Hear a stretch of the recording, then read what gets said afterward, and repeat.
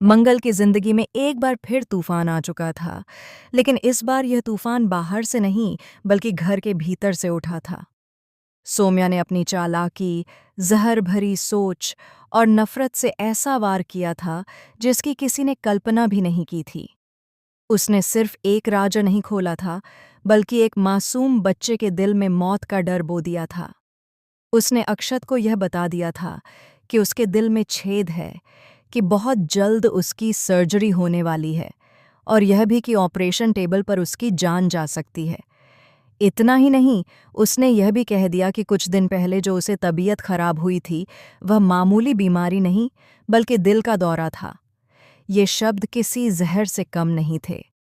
अक्षत के लिए ये शब्द मौत की सज़ा जैसे थे।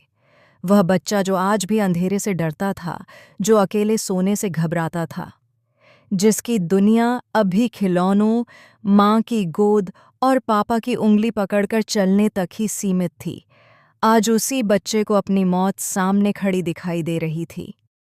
उसकी आंखों के सामने अजीब अजीब तस्वीरें घूमने लगीं। अस्पताल, इंजेक्शन, मशीनें और सफ़ेद चादर। उसके पैरों तले ज़मीन खिसक चुकी थी। वह समझ नहीं पा रहा था कि वह जिएगा या मर जाएगा। डर के मारे वह रोता हुआ मंगल के पास दौड़ा। कांपती आवाज में उसने पूछा, अम्मा, क्या सच में मेरे दिल में छेद है? क्या मैं मर जाऊंगा? क्या आप लोग मेरी सर्जरी कराने ले जाएंगे? उसके सवालों ने मंगल और अदित दोनों को जड़ कर दिया। दोनों चुप थे। उनकी चुप्पी अक्षत के लिए सबसे बड़ा जवाब बन गई। मंगल का दिल जैसे फटने को आ गया। एक तरफ उसकी जिंदगी में आदित की वापसी से उम्मीदें जागी थीं और दूसरी तरफ उसी जिंदगी में सबसे बड़ा डर समा गया था, उसके बेटे की जान।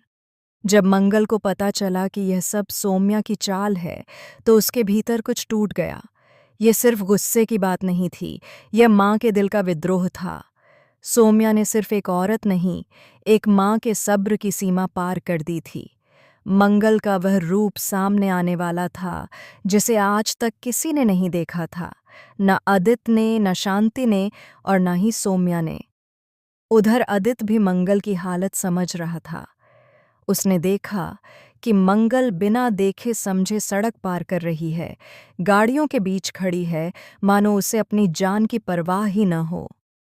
उसने मंगल को झकझोर कर कहा कि कम से कम बच्चों के बारे में तो सोचो। अगर तुम्हें कुछ हो गया तो अक्षत और ईशाना क्या करेंगे? मंगल चुप थी, लेकिन उसके भीतर सैकड़ों तूफान चल रहे थे। आदित जानता था कि मंगल के मन में क्या चल रहा है। दोबारा उसी आदमी पर भरोसा करना जिसने उसे तोड़ा था, आसान नहीं था। उसने अपने सारे गुनाह कबूल किए। उसने माना कि उसने मंगल की कद्र नहीं की, उसकी मेहनत, उसका समर्पण सबको हल्के में लिया। उसने स्वीकार किया कि उसे अपनी गलती का एहसास तब हुआ जब मंगल उसकी जिंदगी से चली गई। जब सब कुछ खुद करना पड़ा, तब उसे समझ आया कि मंगल क्या थी और उसने क्या खो दिया। आदित ने पहली बार सच में झुककर माफ़ी मांगी।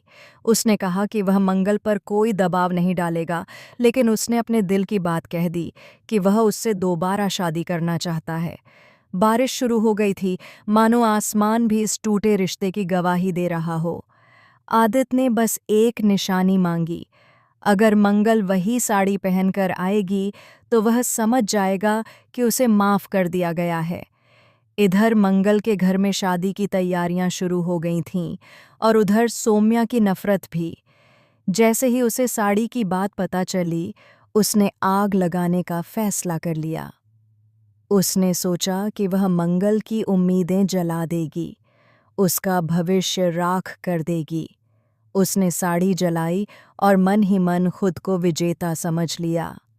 लेकिन वह यह भूल गई थी कि मंगल सिर्फ एक औरत नहीं, बल्कि एक माँ है, और माँ जब जागती है तो हर चाल को पहले ही भांप लेती है। मंगल ने असली साड़ी पहले ही छुपा दी थी। शादी के मंडप में आदित का दिल हर पल तेजी से धड़क रहा था, हर सेकंड भारी लग रहा था। जब मंगल नहीं आई तो उसे लगा कि शायद वह हमेशा के लिए हार गया। शांति ने साफ कह दिया कि मंगल पर कोई दबाव नहीं होगा। अगर वह नहीं आएगी तो यह शादी यहीं खत्म हो जाएगी।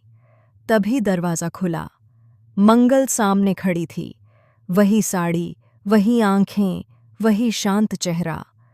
आदित्य समझ गया, यह हाँ थी। लेकिन असली धमाका तब हुआ जब मंगल मंडप छोड़कर सीधे सौम्या के पास पहुंची।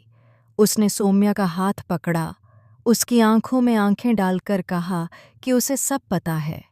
उसने बताया कि जो साड़ी जली वह नकली थी, असली साड़ी सुरक्षित थी।